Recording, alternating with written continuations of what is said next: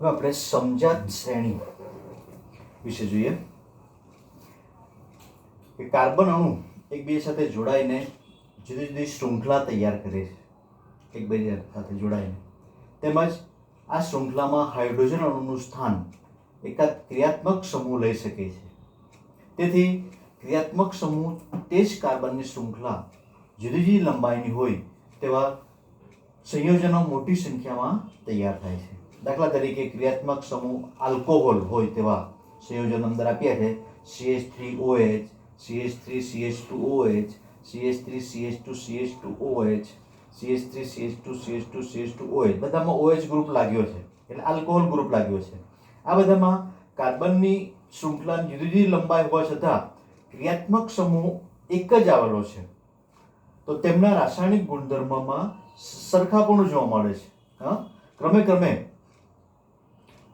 વધતી જતી લંબાઈ ધરાવતી શૃંખલામાં ચોક્કસ હાઇડ્રોજનના સ્થાને સમાન ક્રિયાત્મક સમૂહ જોડાવાથી જે શ્રેણી તૈયાર થાય છે તેને સમજાત શ્રેણી કહેવામાં આવે છે. અંડરલાઈન કરી રાખો. સમજાત શ્રેણી એટલે શું કે કાર્બનની સંખ્યા વધતી જતી હોય છે, 1 થી 2, 2 થી 3, 3 થી 4. તો એવી શૃંખલામાં ચોક્કસ હાઇડ્રોજનના સ્થાને સમાન ક્રિયાત્મક સમૂહ એક સરખામાં પણ આપણે જોયું કે OH સમૂહ જોડાયેલો છે.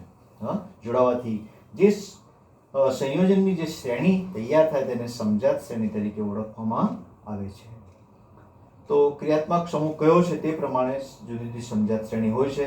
દાખલા તરીકે આલ્કોહોલની સમજાત શ્રેણી આપણે ઉદાહરણમાં જોયું હોય, કાર્બોક્સિલિક એસિડની સમજાત શ્રેણી, અલ્ડીહાઇડની સમજાત શ્રેણી. આ બધી સમજાત શ્રેણી સમજાતક હોય છે. તો હવે આપણે સમજાત શ્રેણીની વિશિષ્ટતા સમજવા માટે અલ્કેન, અલ્કીન, આલ્કોહોલની સમજાત શ્રેણીના પ્રારંભિક અંશ આપણે બાજુના કોઠામાં બતાવ્યા છે. આનો નંબર 119. આના પર સૌપ્રથમ અલ્કેન સમજાત શ્રેણી બતાવેલી છે. તેમાં પહેલું છે મિથેન. જે નથી લખ્યા તે ઉપર લખેલા છે, જેમાં ખાલી જગ્યા બાકી છે તે ઉપર બોર્ડ પર લખ્યા છે. મિથેન એનું અણુસૂત્ર CH4, એની સંક્ષિપ્ત સંરચના CH4 થશે. કાર્બન અણુની સંખ્યા 1 જ છે અને CH2 ઘટકોની સંખ્યા પણ 1 છે. ઉત્કલનાંક મેં લખ્યો નથી, આ બુકમાં તમારા લખ્યો છે -162°C. Ethane C2H6 CH3 CH3 માં કાર્બન અણુની સંખ્યા 2, CH2 ઘટકોની સંખ્યા પણ 2 છે અને એનું ઉત્કલનાંક 162 ઉછાળી થઈને થોડું વધે છે એટલે કે -88.5 થાય છે. પ્રોપેન C3H8 તો CH3 CH2 CH3 3 કાર્બન પરમાણુની સંખ્યા અને 3 CH2 ઘટકોની સંખ્યા, એનો ઉત્કલનાંક છે -42. ત્યાર પછી આવે છે બ્યુટેન. એમ લખ્યા છે ઉપર. તો બ્યુટેન અણુ સૂત્ર C4H10 CH3 CH2 CH2 CH3 carbon અણુની સંખ્યા 1, 2, 3 અને 4 અને CH2 ઘટકોની સંખ્યા 1, 2, 3 અને 4. બરાબર. તો એનું ઉત્કલનાંક છે 0 છે. ધીમે ધીમે વધતું જાય છે. -162 થી -88, -42 અને 0 પર આવે છે. પેન્ટેન C5H12 CH3 પેન્ટેન એટલે 5 કાર્બન અણુ 1, 2, 3, 4 અને 5. CH3 CH2 CH2 CH2 CH3 carbon અણુની સંખ્યા 5, CH2 ઘટકોની સંખ્યા પણ 5 અને એનો ઉત્કલનાંક છે 36°. જો વધ્યો છે, હવે 0 પરથી વધન સંખ્યામાં આવી ગયો.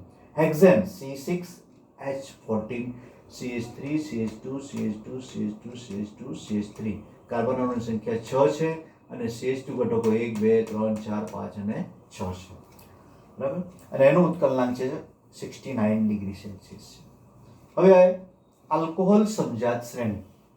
એમાં પહેલું છે મિથેનોલ CH4O, એની સંક્ષિપ્ત રચના સૂત્ર છે CH3OH. તો એમાં કાર્બન અણુની સંખ્યા 1 જ છે. આ કાર્બન અણુની સંખ્યા 1 જ છે અને CH2 ઘટકોની સંખ્યા પણ 1 જ છે. તેનો ઉત્કલનાંક 63 છે. Ethanol C2H6O CH3 CH2OH. બરાબર. બધામાં OH ગ્રુપ લાગ્યો છે એટલે સમજાત શ્રેણી કહેવામાં આવે છે. કાર્બન અણુની સંખ્યા 2 છે, CH2 ઘટકોની સંખ્યા પણ 2. ઉત્કલનાંક 78 છે. વધતું જ જાય છે ઉત્કલનાંક. Propanol C3H8O CH3 CH2 CH2OH carbon અણુની સંખ્યા છે 3 છે, 1, 2 અને 3 અને CH2 ઘટકોની સંખ્યા પણ 1, 2 અને 3 છે. બ્યુટેનોલ, હા, એનું ઉત્કલનાંક છે 97. Butanol C4H10O, CH3 CH2 CH2 CH2 છેલ્લે OH ગ્રુપ લાગશે. કાર્બન અણુની સંખ્યા 1, 2, 3 અને 4 થશે અને CH2 ઘટકોની સંખ્યા પણ 1, 2, 3 અને 4 થશે. ત્યાર પછી અલ્કિન, હા, એનો ઉત્કલનાંક 118 છે. ત્યારબાદ અલ્કિન સમજાત શ્રેણી, ethene C2H4 CH2 double bond દ્વિબંધ CH2. કાર્બન અણુની સંખ્યા 2 છે, પરંતુ CH2 જ્યારે દ્વિબંધ હોય ત્યારે એની આજુબાજુ CH2 ઘટકોને ગણવામાં આવતા નથી, શૂન્ય ગણાય. એ CH2 ઘટકો શૂન્ય છે. ઉત્કલનાંક છે ઋણ 102. Propane C3H6 CH3 CH દ્વિબંધ CH2. તો કાર્બન અણુ 3 છે, પરંતુ CH2 ઘટકની સંખ્યા 1 જ છે. એનું ઉત્કલનાંક છે ઋણ 48 છે. 1 બ્યુટીન C4H8 CH3 CH2 CH દ્વિબંધ CH2. Carbon અણુ 1, 2, 3 અને 4, પરંતુ CH2 ઘટકો 1 અને આ 2 થશે. 1 Pantene C5H10 CH3 CH2 CH2 CH દ્વિબંધ CH2. તો અહીંયા કાર્બન અણુની સંખ્યા 1, 2, 3, 4 અને 5 છે, પરંતુ CH2 ઘટકો અહીંયા આ 2 ગણવામાં આવતા નથી. 1, 2 અને 3 છે. એનું ઉત્કલનાંક છે 30 છે. તો આ રીતે અલ્કેન સમજાત શ્રેણી, આલ્કોહોલ સમજાત શ્રેણી અને અલ્કિન સમજાત શ્રેણી આ પરીક્ષામાં પૂછાય છે. બોર્ડની અંદર તમને આ રીતે આ પ્રકારના ચોકટામાં ખાલી જગ્યા પૂરવાનું પૂછાય છે. એમાં કોઈ પણ પૂછી શકે તમને. આ સંક્ષિપ્ત રચના પણ પૂછી શકે, બરાબર. કાર્બન અણુ આ પણ પૂછી શકે, આ આપેલું હોય તો આ પૂછી શકે, આ આપેલું હોય તો આ પણ પૂછી શકે તમને. હા, તો એ બધું 3 કોઠા તમારે તૈયાર કરવાના રહેશે. હવે આગળ જોઈએ. હા, આના પરથી આપણને જણાશે કે કોઈ પણ સમજાત શ્રેણીમાં કાર્બન શૃંખલાની લંબાઈના ચડતા ક્રમે જતા દરેક વખતે એક મેથિલિન ઘટક વધતો જાય છે. CH2 ઘટક એક વધતો જાય છે આમાં, હા, બ્યુટેન, પેન્ટેન, હેક્ઝેનમાં. તેથી કોઈ પણ સમજાત શ્રેણીમાં લંબાઈમાં ચડતા ક્રમે કોઈ પણ પરમાણુ દ્રવ્યમાન 14 ડાલ્ટન જેટલું વધે છે.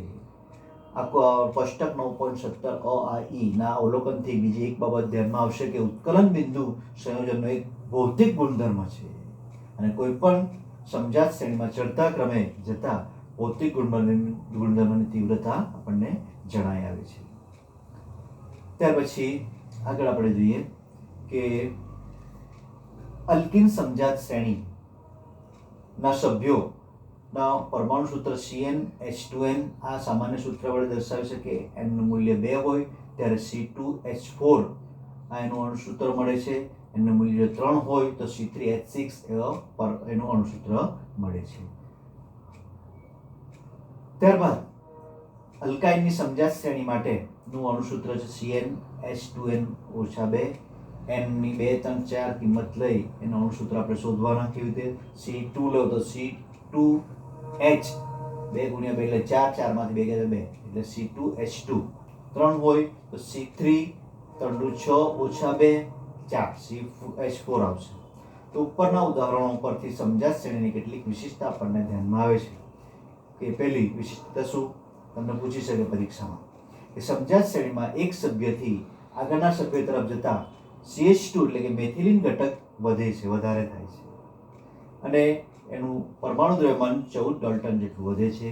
કાર્બન અણુની સંખ્યા 1 જેટલી વધે છે. સમજાત નંબર 2, સમજાત શ્રેણીના સભ્યો રાસાયણિક ગુણધર્મમાં સાધર્મ્ય હોય છે, સરખાપણું જોવા મળે છે. સમજાત શ્રેણીના સભ્યો માટે એક જ પરમાણુ સૂત્ર હોય છે. તો આ રીતે આપણે સમજાત શ્રેણી વિશે શીખ્યા. હવે પછીના જ્યારે પીરિયડ આવશે ત્યારે નેક્સ્ટ પીરિયડમાં આપણે જે ખૂબ જ અગત્યનું છે, પરીક્ષામાં આવે એવું છે, કાર્બનિક સંયોજનની નામકરણ વિધિ તે આપણે શીખીશું. પણ તે શીખતા પહેલા તમારે એક કાર્બન આના જે કોઠા છે આજે શીખવ્યું એ અને આગળનું કોઠો નંબર 9.12 એ તૈયાર કરવાનો છે અને કોઠો નંબર 9.16 જે મેં આજે બોર્ડ પર લખ્યો છે એના પ્રત્યય પણ એ પણ તૈયાર કરવાના છે. એ તૈયાર થશે તો તમને આ નામકરણ વિધિ ખૂબ જ સારી રીતે આવડી જશે. તો આ આજે 9.17 જે કોઠો છે ત્રણ અલ્કેન, આલ્કોહોલ અને અલ્કીનની સમજાત શ્રેણી એ પણ તમારે નોટબુકમાં લખવાનું છે. અને આ રીતે આગળ આપણે નામકરણ વિધિ જોવાના છે. ખૂબ જ અગત્યની છે, પરીક્ષામાં વારંવાર પૂછાય છે. હા, તો એ નામકરણ વિધિ કરતા પહેલા તમને આગળની બધી બાબતોનો ખ્યાલ હોવો જરૂરી છે.